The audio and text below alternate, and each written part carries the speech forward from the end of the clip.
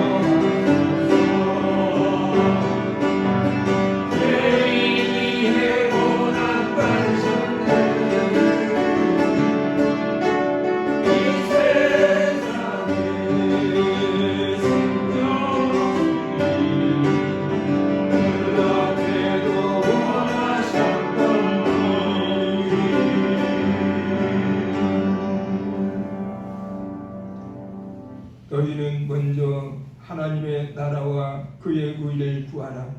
그리하면 이 모든 것을 너희에게 더하시리라. 아멘. 할렐루야. 우리 주 예수님께서 우리의 죄와 허물 때문에 수치를 당하시고 모욕을 당하시고 그리고 채찍에 맞아 피 흘려주시고 머리에 가시관을 쓰셔서 피 흘려주시고 양손과 양발에 못 박혀 피 흘려 고통당하시면서 희생제물이 되어주심으로 우리의 죄 문제가 해결되었으며 죄로 인한 사망과 질병과 저주의 인생의 모든 문제들이 해결되었음을 생각할 때 참으로 우리 아버지 하나님께 이 시간에도 만만 감사하며 찬양하며 영광을 올립니다. 우리 주 예수 그리스도께서 죽으시고 부활하심으로 원수마귀의 세력이 무력화되었으며 우리의 인생의 모든 문제가 해결되었으며 아버지 하나님의 뜻이 다 이루어졌음을 확실하게 증거해 주시는 이 부활의 복음을 우리가 다시 한번 깨달으며 이 복된 주일 아침에 아버지 하나님께 영광을 돌리오니 우리의 예배를 통해서 나오는 신앙 고백과 찬양과 감사와 우리의 헌신이 아버지 하나님께 아름답게 연락되게 하시고 아버지 하나님의 뜻대로 모든 것이 사용되며 하나님의 나라에 이바지할 수 있는 우리들의 삶이 될 수 있도록 이 예배를 통해서 우리에게 새 힘을 주시고 은혜를 베풀어 주시기를 원합니다. 이제 코로나가 진정세에 들어가고 있음을 생각할 때 하나님께서 또 우리 주의 백성들에게 또 신앙의 회복의 기회를 주시고 그동안의 예배에 대한 제한함을 통하여서 예배가 얼마나 소중했던 것을 다시 한번 깨닫게 하시고 참으로 우리에게 주어진 예배의 특권을 우리가 늘 감사하면서 하나님을 섬기면 또 하나님께 주시는 은혜와 힘을 받아서 하나님의 나라에 아름답게 쓰여질 수 있기를 원하오니 오늘도 예배를 통해서 영광 받아주시고 은혜 주시고 우리에게 새 힘을 더해 주시기를 원합니다. 여전히 코로나 후유증으로 인해서 또한 몸이 연약함으로 인해서 나오지 못한 교우들도 있사오니 각 가정에서 하나님께 예배를 드릴 때 우리 주 예수 그리스도 이름으로 드리는 줄 믿사오니 주님께 기뻐 받아주시고 이 시간에 전국 곳곳에 세계 곳곳에 우리 주 예수님의 이름으로 모여서 예배 드리는 교회마다 곳곳마다 함께 주시고 영광을 받아 주시옵소서. 이 모든 말씀을 우리를 위해서 피 흘려 생하시고 부활하신 그리스도 예수님의 이름으로 기도 올리옵나이다. 아멘. 사도신경을 통해서 신앙 고백을 드릴 때 새로 개정된 사도신경으로 고백을 드리겠습니다. 나는 전능하신 아버지 하나님 천지의 창조주를 믿습니다. 나는 그의 유일하신 아들 우리 주 예수 그리스도를 믿습니다. 그는 성령으로 잉태되어 동정녀 마리아에게서 나시고 본디오 빌라도에게 고난을 받아 십자가에 못 박혀 죽으시고 장사된 지 사흘 만에 죽은 자 가운데서 다시 살아나셨으며 하늘에 오르시어 전능하신 아버지 하나님 우편에 앉아 계시다가 거기로부터 살아있는 자와 죽은 자를 심판하러 오십니다. 나는 성령을 믿으며 거룩한 공교회와 성도의 교제와 죄를 용서받는 것과 몸의 부활과 영생을 믿습니다. 아멘. 찬송가 159장 분위기에 드리도록 하겠습니다.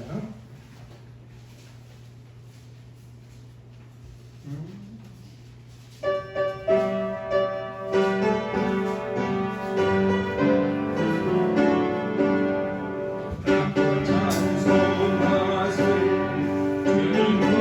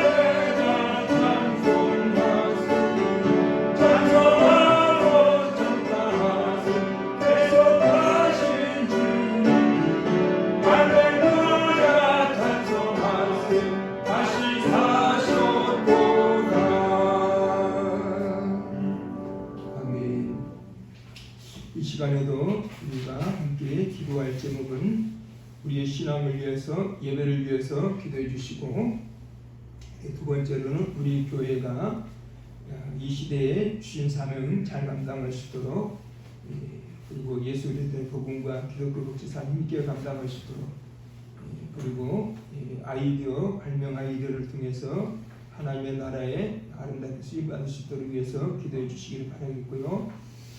전국의 모든 교회, 전 세계 모든 교회를 위해서 기도해 주시기를 바라겠습니다.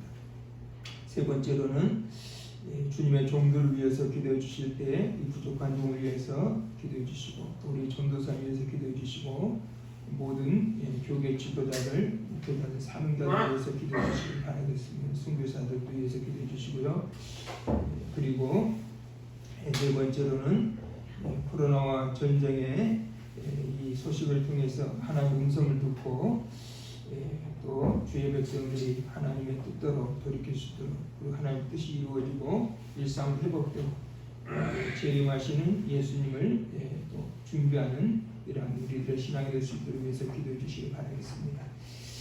다섯 번째로는 채찍에 맞아 주신 예수 이름으로 열악한 분들 위해서 기도해 주시기 바라겠습니다.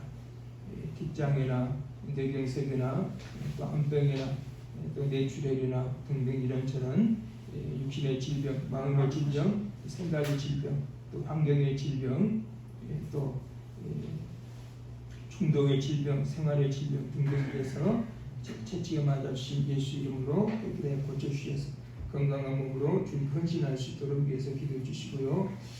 여섯 번째는 우리 교회 식구들의 가정과 사업과 생업과 범사를 하나님께서 인도해 주시고 함께 해달라고 기도하시고, 마지막으로 각 개인의 기도 제목을 놓고 5분에서 7분 정도 기도해 주시기 바라겠습니다.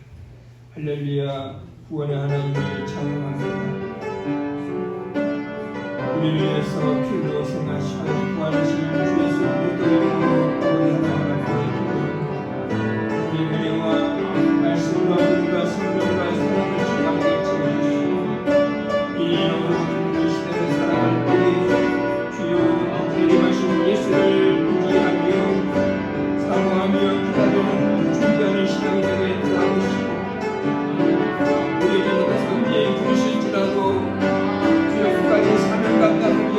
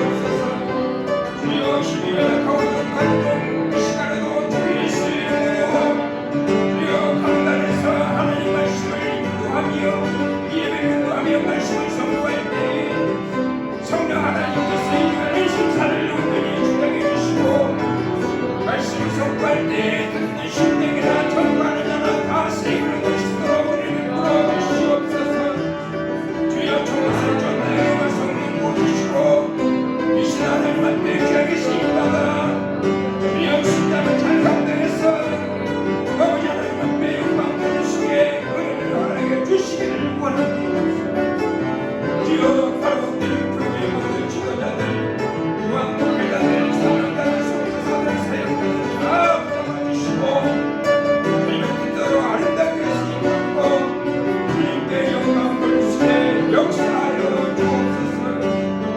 우리야 코로나와 절대 소식이 여전히 있사오나 이런 위험 소리를 보여서 하나님의 성을 듣게 하시고 우리는 하나님 뜻대로 따르게 하시고 하나님의 속에 있어 이룬 것이므로 도와주시고 이럴 때일수록 주님의 백성들이 주여 더욱더 주님을 사모하니 예수님을 사모하며 주여 신앙 끝까지 지키시고 도와주시고 마음이 너무 주님 앞에 돌아오는 이런 역사도 허락하여 주시옵소서.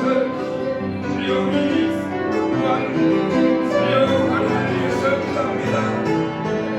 예수가 찔린 우리의 허물 때문이요 그가 사망 우리의 죄악 때문이요 그가 징계를 받음으로 우리가 평화를 누리고 그가 채찍에 맞음으로 우리가 방을 받습니다. 예수가 채찍에 맞은 우리가 치료받았습니다.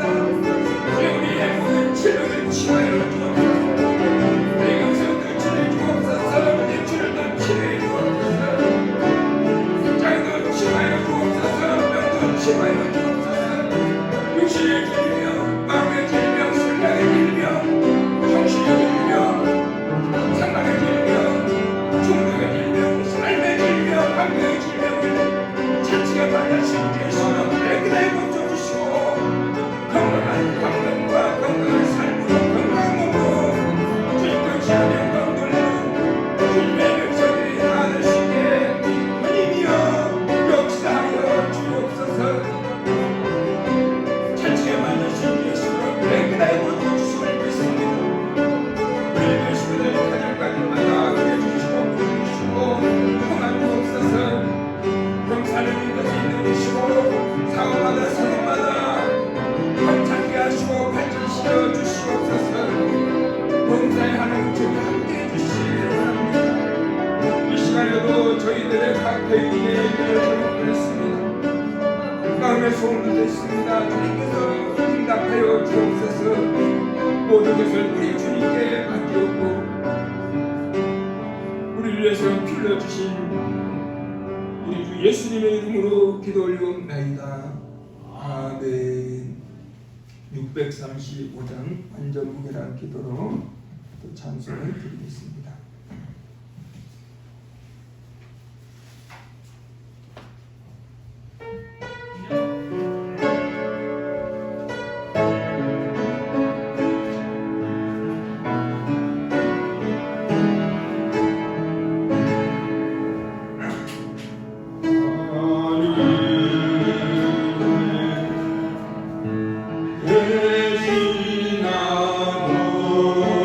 대신하노니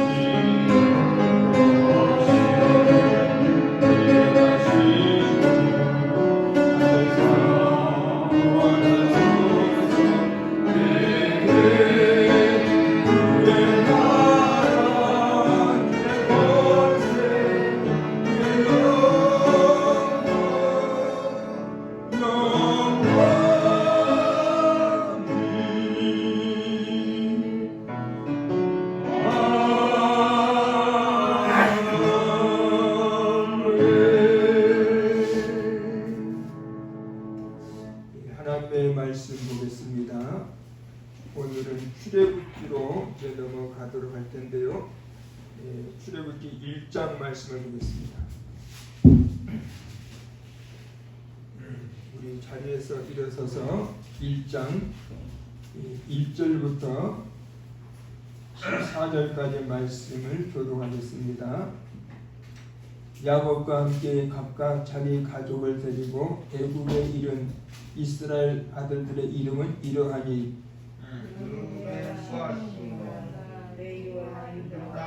이사갈과 스불론과 베냐민과 야곱의 허리에서 나온 사람이 모두 70이요 요셉은 애굽에 있었더라.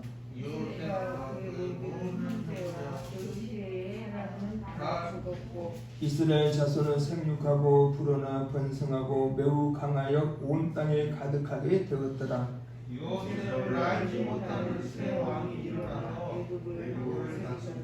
그가 그 백성에게 이르되 이 백성 이스라엘 자손이 우리보다 많고 강하도다. 우리가 그들에게 대하여 그들이 더 많게 되면 전쟁이 날 때에 우리 대적과 우리와 싸우고 이 땅에서 나아가고 감독들을 그들 위에 세우고 그들에게 무거운 짐을 지워 괴롭게 하여 그들에게 바로를 위하여 국보성 비돔과 람셋을 건축하게 하니라.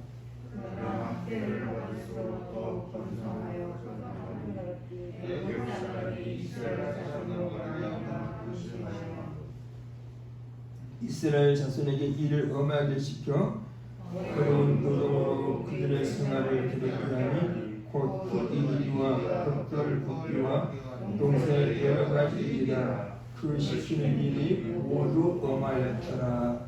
아멘. 자리에 앉아주시기를 바라겠습니다. 지난 주에는 부활주일로서 부활 예수 만남이라는 말씀을 통해서 우리가 부활의 핵심을 맞춰서 말씀을 나누었습니다. 그리고 그때 예수님의 부활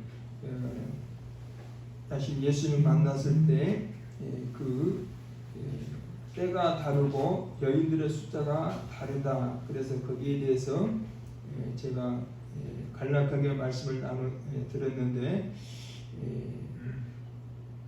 그 말씀을 다시 한번 정리를 하게 되면은 안식구 첫날이 되려니 비명에, 그러니까 이제 마태복음 28장의 말씀이죠. 두 명의 여인들이 무덤에 왔죠.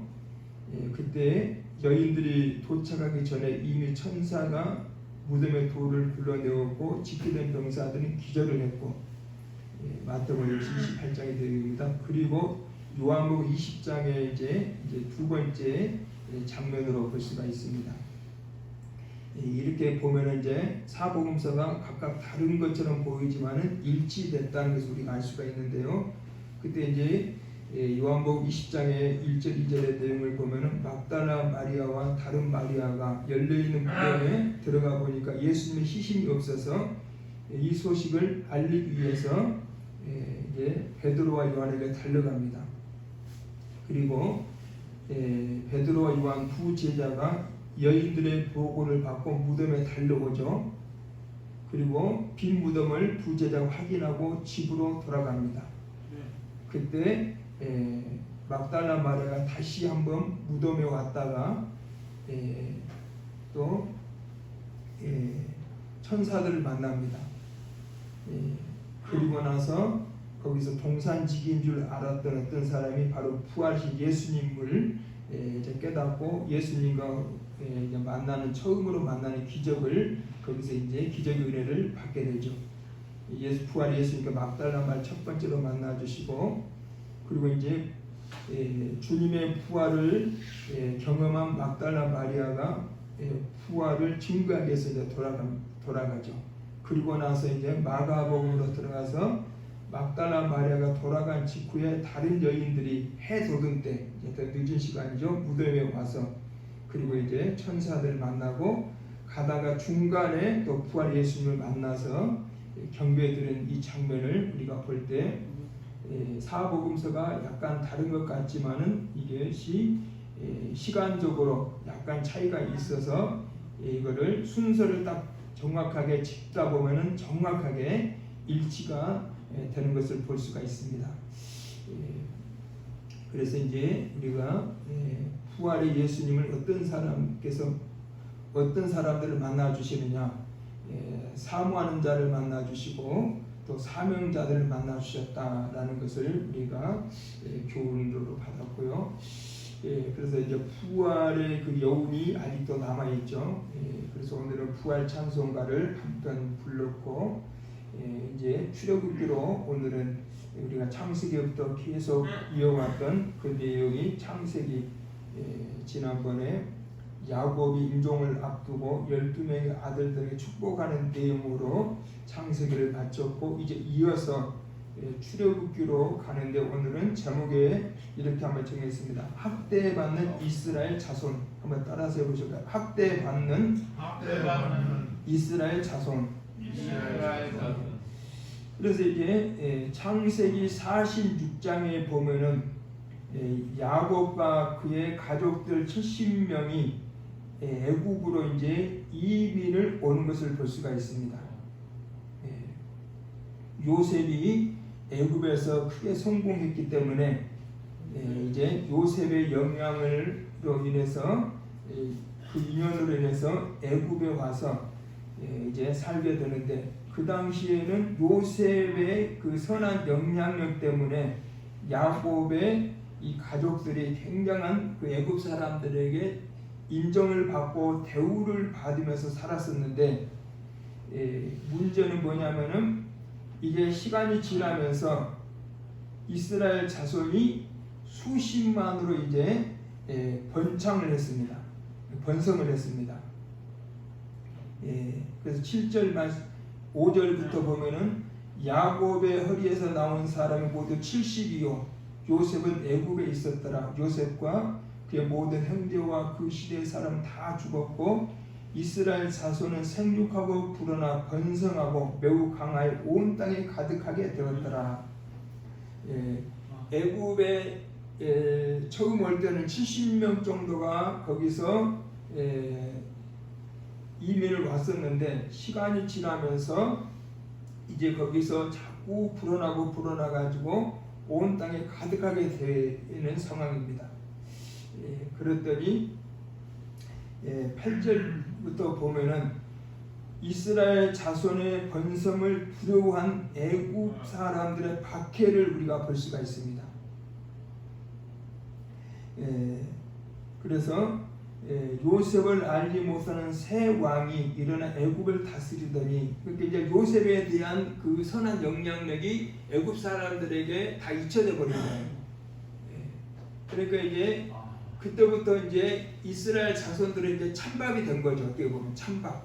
그 전에는 대우받고 살았는데, 이제는 요셉에 대한 그 역사가 사람들 기억에서 잊혀져 버리니까 이스라엘 자손은 찬밥이 된 상황입니다.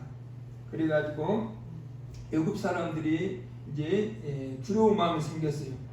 이 백성들이 저렇게 자꾸 번성하고 숫자가 많아지는데, 전쟁이 일어나가지고 만일에 그 이스라엘 백성들이 다 우리 대적과 동맹을 해가지고 우리를 치고 이 땅에서 도망가면은 이 어떡하냐.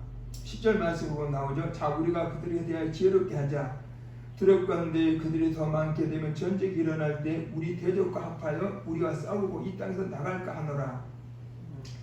그래서 이스라엘 자손의 번성을 두려워한 애굽 사람들이 이제 학대 정책을 펼치게 됩니다.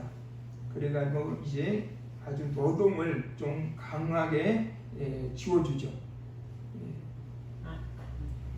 11절에 감독들을 그들 위에 세우고 그들에게 무거운 짐을 지워 괴롭게 하여 그들에게 바로를 위하여 국고성 비동과 나암셋을 건축하게 하니라.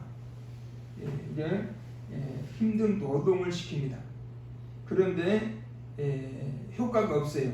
12절에 그러나 학대를 받을수록 더욱 번성하게 퍼져나가니, 아주 노동력을 가중시켜도 그냥 계속해서 막 숫자들이 불어나는 것입니다.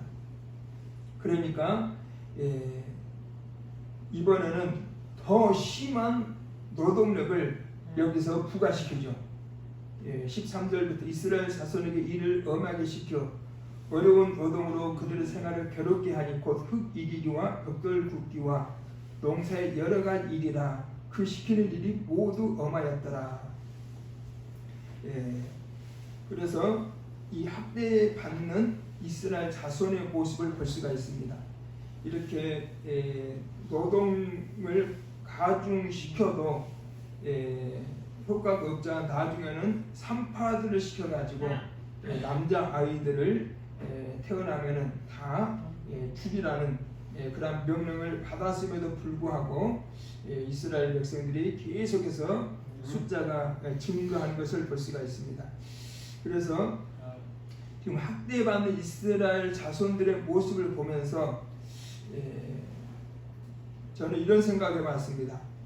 이 학대받는 이스라엘 자손들의 이 모습이 그냥 우연히 일어난 것이 아니라 이미 수백 년 전에 하나님의 무슨 뜻이 계셔가지고 이 운명적으로 정해졌던 그러한 일이었다. 왜 그러냐면요, 창세기 15장 13절에 보면은 창세기 15장 13절에 보면은 하나님께서 그들의 조상인 아브라함에게 어떻게 예언을 하셨느냐면은 여호와께서 아브라함에게 이르시되 너는 반드시 알라 내 자손이 이방에서 객이 되어 그들을 섬기겠고 그들은 400년 동안 내 자손을 괴롭히리니. 그러니까 이스라엘 자손의 그 원조상인 아브라함에게 하나님께서 수백 년 전에 이렇게 이스라엘 자손들이 애굽에서 종이 되어 가지고 애굽 사람들을 섬기게 될 것이 이미 그 필연적으로 정해진 운명이라는 것이죠. 그러니까 이스라엘 자손들은 반드시 이 과정을 지나갈 수밖에 없는 거예요. 그러면 왜 하나님께서 그 아브라함의 후손들에게 그러한 고통을 주셨을까? 이것을 우리가 한번 생각해 볼 필요가 있습니다. 왜 하나님께서 그렇게 아브라함의 신앙생활 잘했고 정말로 믿음의 조상이라고 할 만큼 하나님께 인정을 받았던 그 아브라함의 자손들이 정말로 세상에서도 잘 돼가지고 천국에 가면은 아브라함도 얼마나 기분이 좋겠습니까? 그런데 아브라함 입장에서는 자기가 그렇게 하나님을 잘 섬기고 모범적으로 신앙생활했고 정말로 좋은 인품으로 살았는데 그들의 후손이 남의 나라에서 400년 동안 종살이 한다고 했을 때 그 아브라함에게 마음을 얼마나 힘들었을까요? 사실 그렇잖아요. 그런데 거기에는 뭐 아주 하나님의 특별한 아마 뜻이 계셨고 특별한 섭리가 계셨을 것이다, 이렇게 볼 수밖에 없는 거예요. 물론 어떤 성경학자들은 아브라함이 헷불 언약을 치를 때 다른 짐승들은 다 각을 떠가지고 두 쪽을 나눠가지고 배를 갈라서 두 쪽을 나눴는데 새는 조그만 해가지고 통째로 하나님 앞에 제물을 바쳤기 때문에 하나님께서 그것 때문에 아브라함을 징계 하셨다, 이렇게 견해를 펴는 이들도 있는데, 그런데 제가 볼 때는 그건 아닌 것 같아요. 왜 그러냐면은 당시에 아브라함은 그러한 규정이 없었습니다. 새도 반드시 쪼개라는 그러한 하나님의 그 율법도 없었고 그런 규정도 없었어요. 그러니까 일단은 바치면 되는 거예요. 그리고 레위기에도 보면 새 같은 거는 쪼갤 필요도 없습니다. 조그만 하니까 하나님 앞에 나중에 제사법이 규정됐을 때도 이 비둘기 같은 것은 쪼개지 않아도 그냥 하나님 앞에 태워서 이제 제사로 이제 사용했던 것을 보게 될 때, 그래서 성경학자들의 그런 견해는 좀 맞지 않다고 보고요. 그러면 왜 하나님께서 아브라함의 자손들에게 이렇게 종살이의 과정을 겪어야만 할 수 있도록 그들에게 그러한 그 어려움을 주셨을까? 저는 이렇게 보고 있습니다.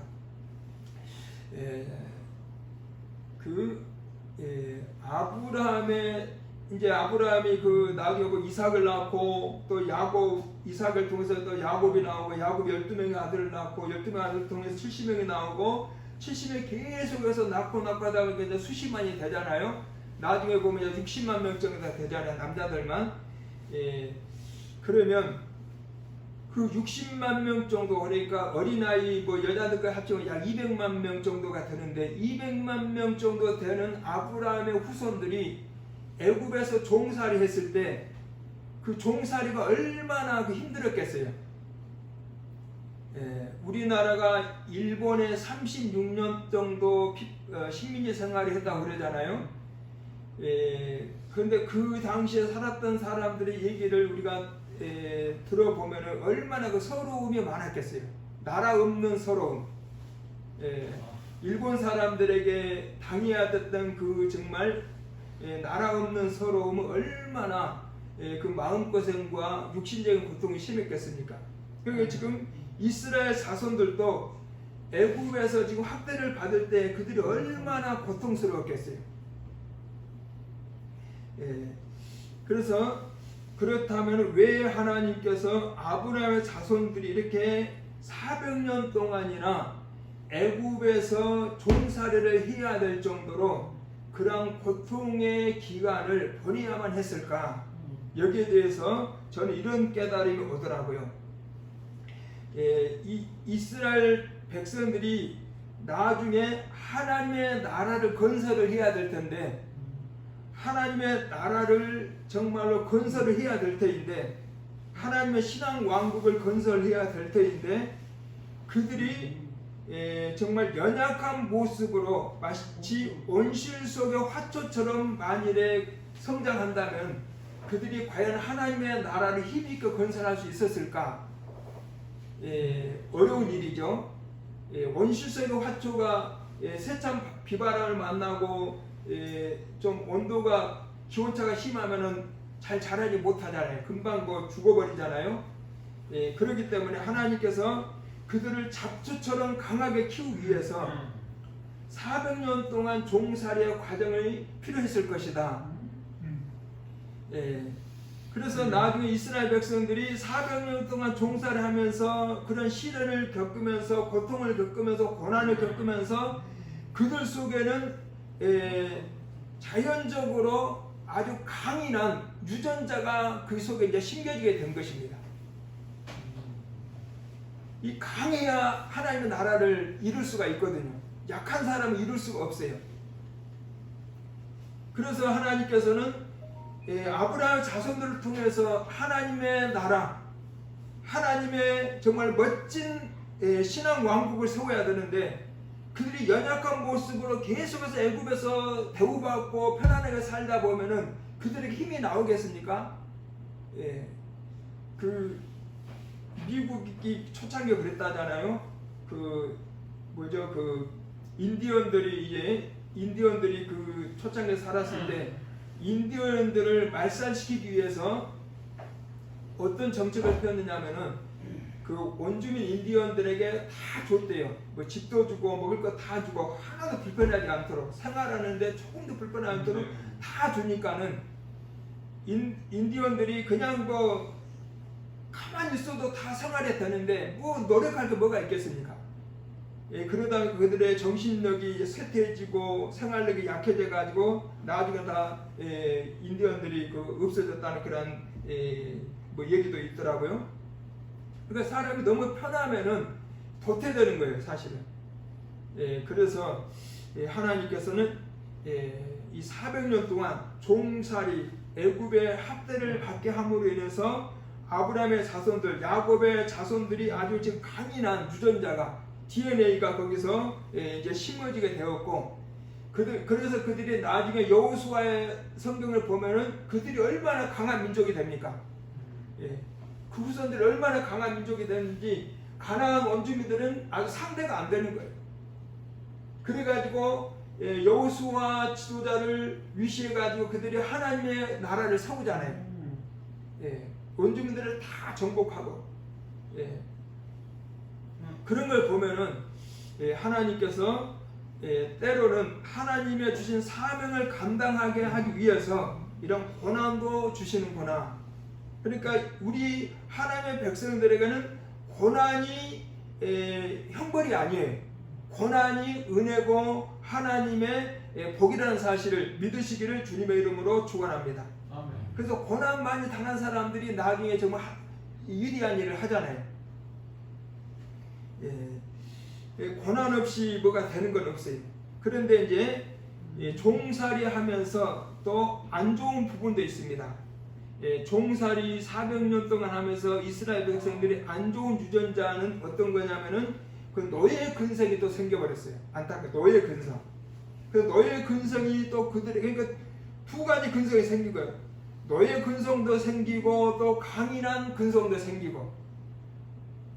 그 이제 강인한 근성으로는 원주민들을 정복을 했는데 노예 근성을 하나님께서 또 해소하기 위해서 그 문제를 해결하기 위해서도 가나안 가기 전에 광야에서 40년 동안 또 그 유랑 생활을 하게 하시잖아요.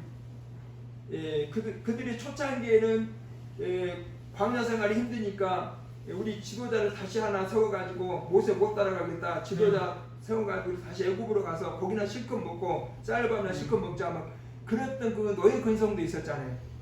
그 노예 근성을 하나님께서 근절시키기 위해서 40년 동안도 광야에서 빙빙 돌리셨죠. 그리고 40년 광야 훈련을 딱 마치고 나니까 그들이 아주 강인한 근성이 이제 남아가지고 이제 원주민들을 다 가나안 땅에 정복하고 하나님의 나라를 아름답게 성취했던 그 모습을 우리가 볼 수가 있습니다. 그런데 이제 그래서 우리에게 주어진 이 고난, 때로는 생활의 고난이 있을 수도 있고 때로는 질병의 고난이 있을 수도 있고 때로는 환경의 고난이 있을 수도 있습니다. 그럼 이 고난이 왜 왔느냐? 이 고난을 통해서 하나님 우리에게 사명을 감당하라고 주시는 거예요. 사명을 감당하라. 한번 따라서 보실까요? 나에게 온 이 고난은 은혜이고 복입니다. 사명을 감당하기 위해서 주신 것이기 때문에 은혜고 복인 거예요.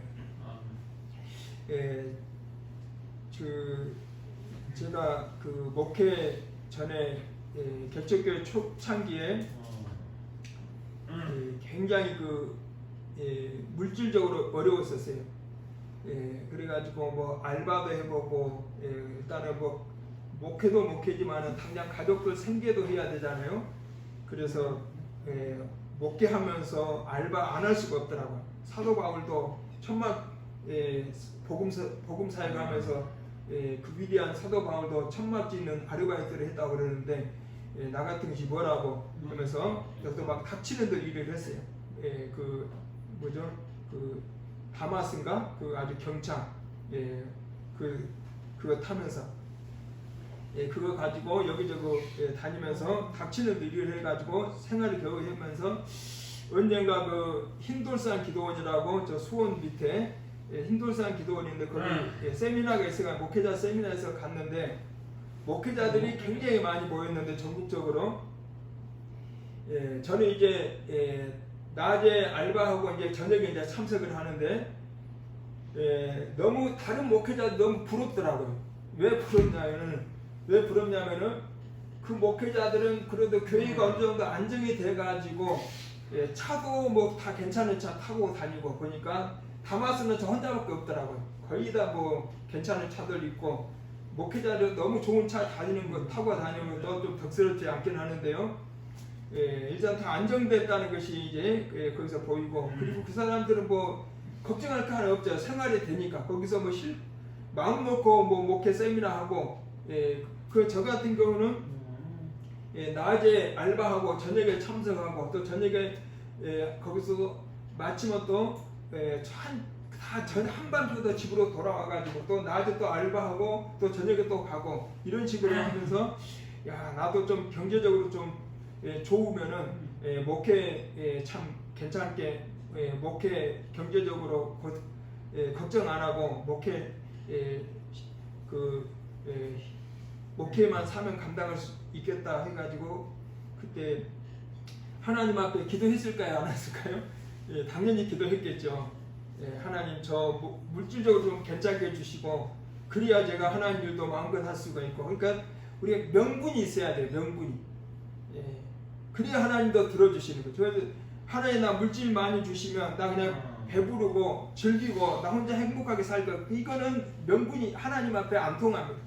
하나님 저에게 물질 많이 주시면 이 물질 가지고 정말 선한 일도 많이 할 것, 복음을 위해서도 쓰고 성도를 위해서도 쓰고 어려운 이웃을 위해서 쓰고 이렇게 하나님의 마음을 움직일 수 있는 명분이 있어야 하나님께서 그것을 보시고 주시는 거거든요. 이스라엘 백성들이 여기도 보니까 2장 23절에 보면은 이스라엘 백성 고통스러우니까 하나님 앞에 부르짖잖아요. 여러 해 후에 애굽 왕은 죽었고 이스라엘 자손 고된 노동으로 말미암아 탄식하며 부르짖으니 그 고된 노동으로 말미암아 부르짖는 소리가 하나님께 상달된지라. 부르짖는 소리가 하나님께 상달된지라. 하나님이 그들의 고통 소리를 들으시고 그리고 하나님께서 이제 그들을 기억하셔가지고 모세를 통해서 이제 출애굽시켜 주시는 하나님 역사를 우리가 볼 수가 있잖아요. 우리가 고통스러우면은 하나님 앞에 부르짖어 기도해야 돼요. 그래야 하나님이 들어주시는 거죠. 그러니까 부르짖어 기도할 때 명분이 있어야 됩니다. 하나님 이 경제적인 어려움에서 건져주시면 제가 선한 일을 하겠습니다. 하나님의 일에 쓰임 받겠어요. 사명 감당하려고 사명 감당하겠어요. 사명감을 가지고 기도를 해야 된다는 거죠. 그리고 내가 몸이 연약해서 지금 힘을 못 쓰고 있다면은 하나님 나에게 건강 주시면 어떻게 해야 된다고요? 하나님의 일을 위해서 내가 헌신하겠습니다. 건강한 몸으로.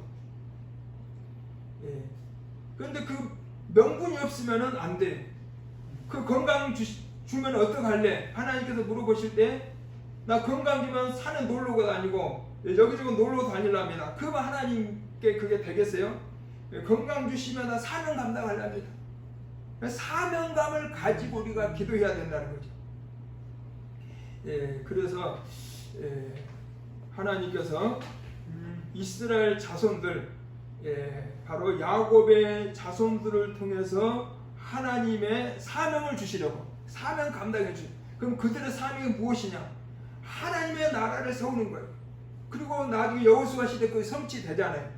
그래서 그 사명을 감당할 수 있는 힘을 하나님께서 미리서 주시기 위해서 아브라함에게 이미 수백 년 전에 400년 동안 종살이 하게 된다는 것은 그들에게 그 종살이 하면서 아주 강인한 그 유전자가 심어졌고 그 힘이 원동력이 돼가지고 하나님 그걸 쓰시니까 그들이 그 가나안의 왕자가 되잖아요. 그래서 우리도 어려움이 있을 때 그것이 바로 나에게 은혜고 하나님의 또 사명을 깨닫고 그 사명을 감당하라고 주시는 것이로구나. 이것을 우리가 깨달으시고 우리가 이 고난의 때가 있다면 고난의 환경이 있다면 이 어려움을 사명감을 다시 한번 우리가 깨닫고 사명 감당하기 위해서 하나님의 도우심을 힘있고 잘 감당해서 하나님의 나라에 크게 이바지하시기를 아름답게 이바지하시기를 우리 주님의 이름으로 축원합니다. 할렐루야. 아버지 하나님 오늘 말씀을 통해서 이스라엘 자손들이 애굽에서 종살이하면서 정말로 서러움도 많이 겪었고 학대를 많이 받으면서 고통을 겪었습니다. 그것은 이미 하나님께서 수백 년 전에 그들의 원조상이었던 아브라함에게 애굽에서 종살이 할 것을 하나님께서 예언을 하셨는데 그 예언이 성취된 것을 우리가 또한 보게 됩니다. 그리고 그들은 애굽에서 종살이 하면서 하나님의 나라를 힘있게 세우기 위한 그 사명감을 감당하기 위해서 하나님께 고난 주셨다는 사실을 깨달을 때에 아버지 하나님 저희들에게 주신 이 고난, 질병의 고난, 또 환경의 고난, 경제적인 고난 있다 할지라도 이 사명감을 깨닫고 하나님께서 때가 되면 이 사명을 감당하라고 우리들에게 정말 모든 것을 해결해 주심을 믿사오니 그때는 우리가 사명 감당해서 하나님의 나라를 아름답게 건설하는 하나님의 일꾼들로 아름답게 쓰임받을 수 있도록 지금 역사하여 주옵소서 믿사옵고 우리 구주 예수님의 이름으로 기도 올리옵나이다. 아멘. 339장 찬송 드리겠습니다.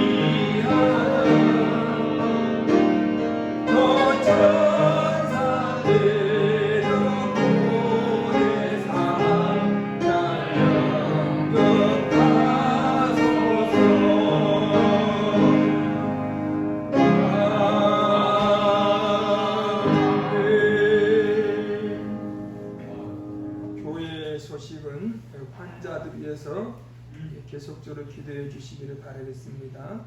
우리 안수 집사님은 지난주 화요일 날 아마 또 6차 항암 치료를 받은 걸로 알고 있는데요. 항암 치료를 받고 나면은 한 며칠 동안은 또 굉장히 그 몸에 후유증이 있어가지고 힘들다고 합니다. 그래서 또 어느 정도 몸이 또 회복이 된 다음에 또 이제 7차 항암 이제 받게 이제 되고 7차 정도로 아마 받고 중단할 생각도 있는데 일단 계속적으로 기도해 주셔가지고 깨끗하게 완치될 수 있도록 위해서 기도해 주시고 그 외에도 모든 환자들 위해서 기도해 주시길 바라겠고요. 두 번째로는 이제 발명 아이디어를 이제 추진을 지금 하고 있습니다.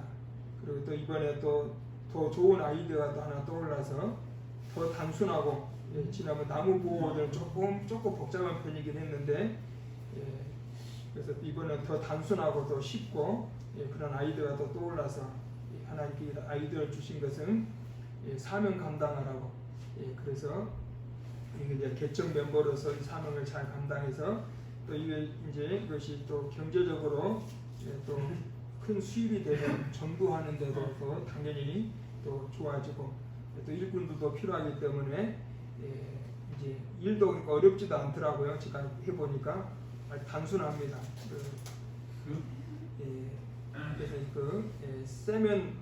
그래서 세면을 해가지고 콘크리트로 그냥 부어서 붓기만 하면 돼요. 뭐 복잡한 거 하나 없습니다. 금형 속에다가 붓기만 하면 되니까 아주 간단하잖아요. 그러면 이제 일꾼이 많이 필요하게 되면은 용역 같은데 그 일용직들이 있잖아요. 그런데 가면은 사람들이 일하러 많이 옵니다. 일당 받고 그런 사람들 전도하면서 우리 교회 식구 되면서 같이 공동체 이루면서 하면 일자를 주면은 전도도 되겠다 뭐 그런 생각도 들고 하나님께서 물론 도와주셔야 되겠죠. 사람이 계획을 세울지라도 인도하시는 하나님이시니까 그래서 기도해 주시기를 바라겠고요.